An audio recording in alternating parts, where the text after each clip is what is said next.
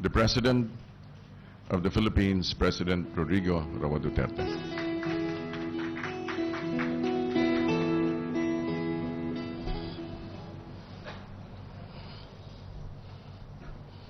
Hindi mo kayo nakabarong. Kabarong ito. Well, ladies and gentlemen, my co-workers in government, mga mahal kong kababayan, I am leaving for Vientiane, Laos, to join other Asian leaders at the 20th and 29th ASEAN summits and related summits. This will be my first meeting with other leaders of ASEAN member states, as well as the leaders of the ASEAN's important dialogue partners, including Australia, China, India, Japan, Republic of Korea, New Zealand, Russia, and the United States, that I will take the opportunity to discuss with them important regional and international issues that impact on the peace, security, stability, and the prosperity of our region.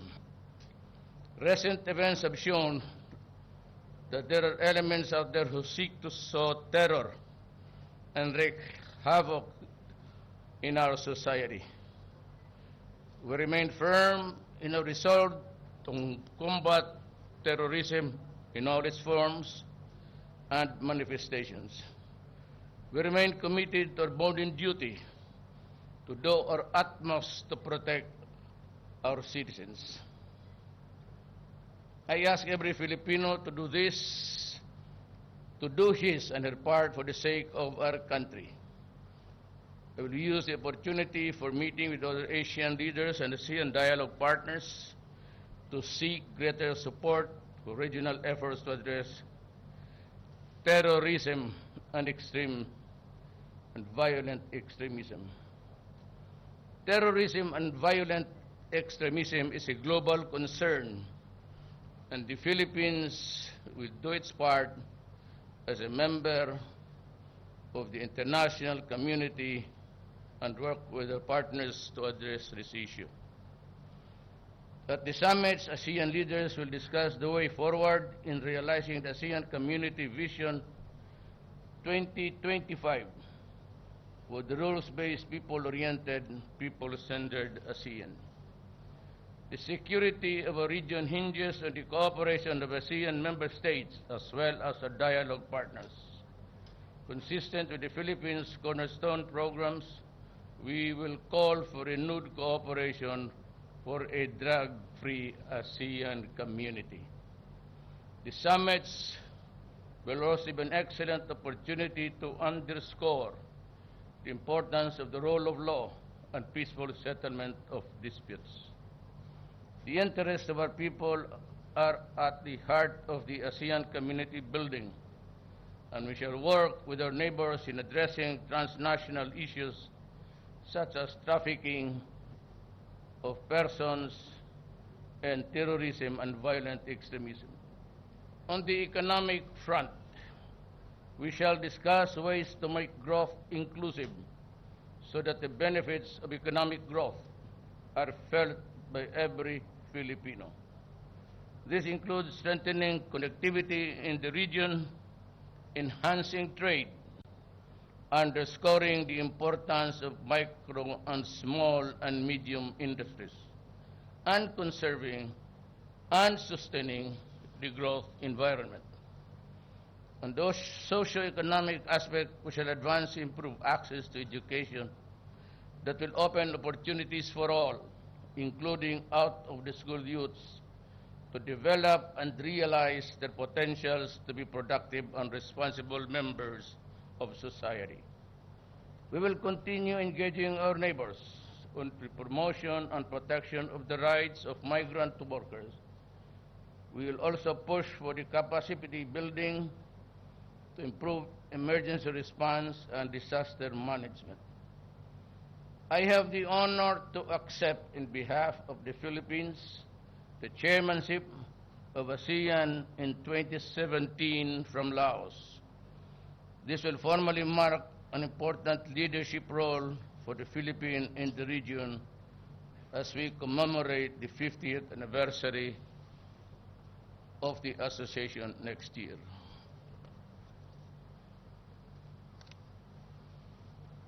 After ASEAN summits, I will proceed with my working visit to Indonesia to discuss bilateral issues impacting our relationships. Upon my return, I will report on the gains that the Philippines achieved during the visits. Daghang salamat. Wa pa mo'y merienda. Hindi mo makpak luya siguro mo. Any questions? I'll give you a few for clarification on this statement only. Do not rumble onto politics. It's too far away. Yes, we accommodate the... Good afternoon, sir. Jerome Morales from Reuters News. Sir, there have been concerns on extrajudicial killing, sir, and you will meet leaders. Any line of communication that we have prepared to address this issue in front of our other foreign leaders? Extrajudicial killing? Yes, human rights. To whom shall I address myself to? And who will be asking the questions? May I know? You know, the Philippines is not a vassal state. We have long ceased to be a colony of the United States. Alam mo, marami dyan mga sa kolumnista, they look upon Obama and the United States as if we are the lapdogs of this country. I do not respond to anybody but to the people of the Republic of the Philippines. Wala akong pakialam sa kanya. Who is he? When as a matter of fact, at the turn of the century, before the Americans left the Philippines in the pacification campaign of the Moro in this island, there were about 6 million ang population ng Moro. How many died? 600. If you can answer that question and give the apology, I will answer him. I am not beholden to anybody. May mga kolumnista dyan na wait until he meets. Who is he? Now, I am a president of a sovereign state, and we have long ceased to be a colony. I do not have any master except the Filipino people. Nobody but nobody. You must be respectful. Do not just throw away questions and statements. Putang ina, mumurahin kita dyan sa forum na yan. Mga ganun na yun. Tell that to everybody. Ito mga kolumnista, para ba akong tinatakot? Anak ka na. Umalis kayo dyan sa Pilipinas. Pumunta kayo doon sa Amerika. You write columns, you're the lapdogs of this American. Who is it to confront me? As a matter of fact, he has America has one too many to answer for the misdeeds in this country. Hanggang ngayon, hindi pa tayo nakatigil ng apology niyan. That is the reason why Mindanao continues to boil. Sabi mo, that was the last century. Yang wounds na yan from generation to generation.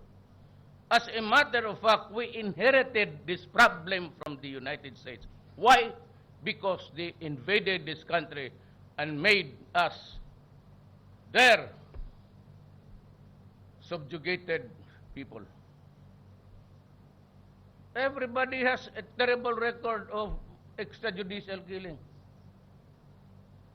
Why make an issue about fighting crime? Nahingilan niya maubos-ubos niya sa Mexico border niya. Look at the human rights of America along that line. The way how they treat the migrants there. Masyado kayong believe sa Amerika. Bumilib kayo dito sa atin, Amerika. Siya ang mag-explain sa akin kung bakit ganyong extrajudicial killing nila. Can he explain the 600,000 Moro massacred in this island? Do you want to see the pictures? Maybe I'll ask him. I'll make it public. We have a recorded history of that sordid period of our national life.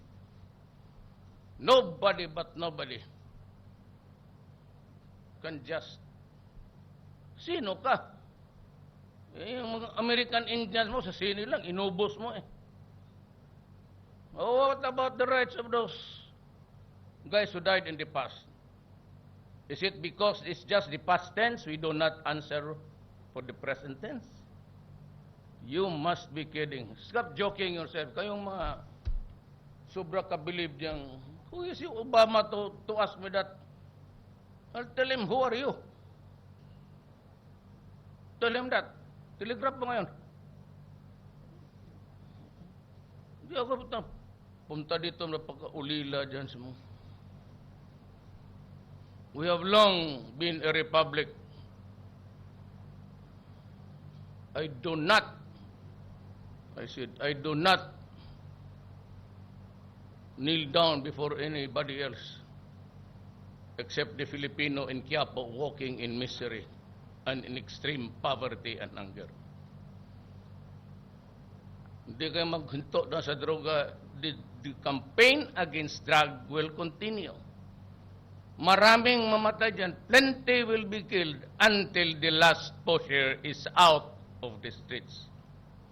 Until the drug manufacturer is killed, we will continue, and I will continue, and I don't give a shit about anybody observing my behavior. Siguro mabilib kayo dyan. Mga kulong nagbasa, Sus Mariosep. Pagkalapdog ng mga pretending to be the conscience of this. Sino ba? Sir, good Bilib dyan sa Amerika. Good afternoon, sir. Sipain ko pa sa harap mo. Okay. Good Pumunta kayo doon. Good afternoon, sir. I'm Lala Babilonia from PTV4. Sir, what's your plan about the issue, the execution of Mary Jane Veloso in Indonesia? Hindi kita na. Sir, what's your plan about the issue or the execution of Mary Jane Veloso in Indonesia? Mary Jane Veloso, sir. About to be executed? Yes, sir. Well, I may just have to ask Widodo in a most respectful and a very, very courteous way. And if my pleadings will fall on deaf ears, I am ready to accept it. For the simple reason, I do not doubt the judicial system of Indonesia. I have been there once upon a time, and I was able to observe how it works. Whether or not she is really guilty, she is bound to be culpable liability.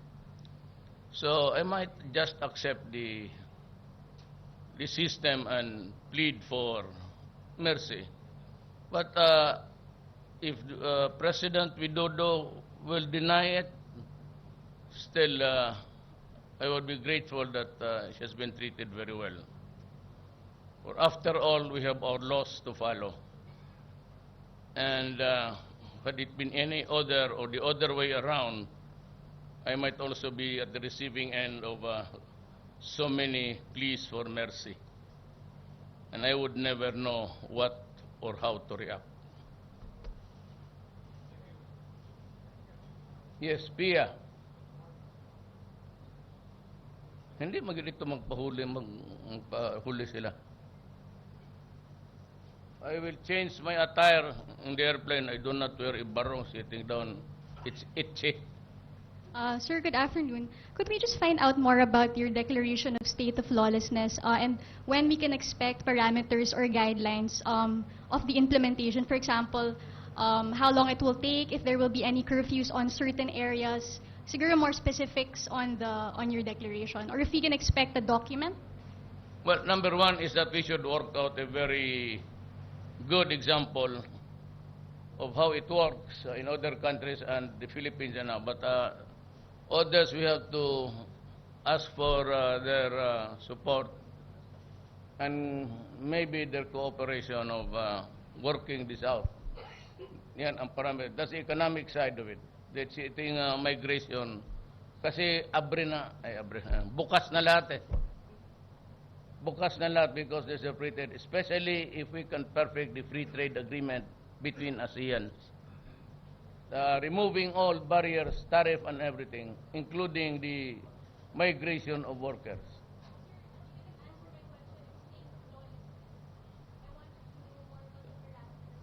Wala mang lawlessness doon, yung lang man sa dito, tayo yan.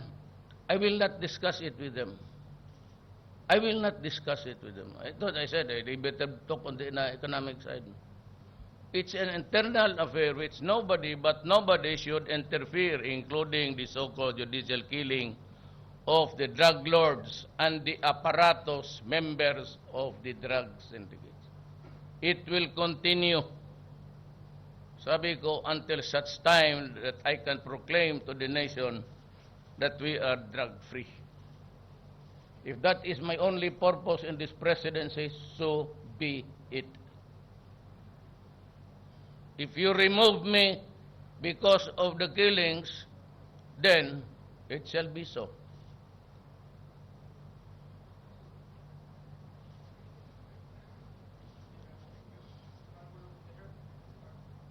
Again, I would like to, there are a lot of you, so much about extrajudicial killing, then connect it with Obama. No, I do not want to pick a quarrel with Obama, but certainly I would not appear to be beholden to anybody. I only am answerable again to the Filipino people who elected me as president. Period. Nobody but nobody should interfere. This is an independent country. Nobody has the right to lecture on me. God, do not do it.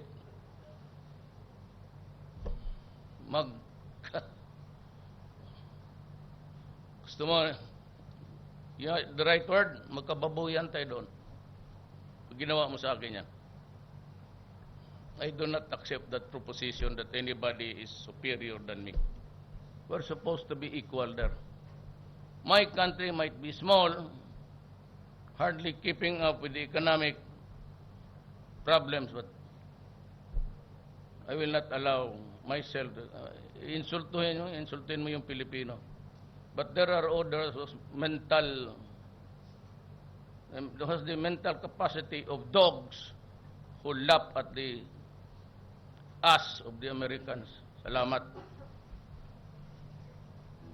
Ikaw ang Pangulo para sa pagbabago. Sawa na ang bayan ko sa magnanakaw na tao.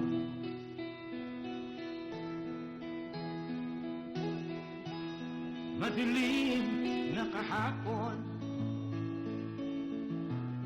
ikaw ang mag-aahon sa piling mo.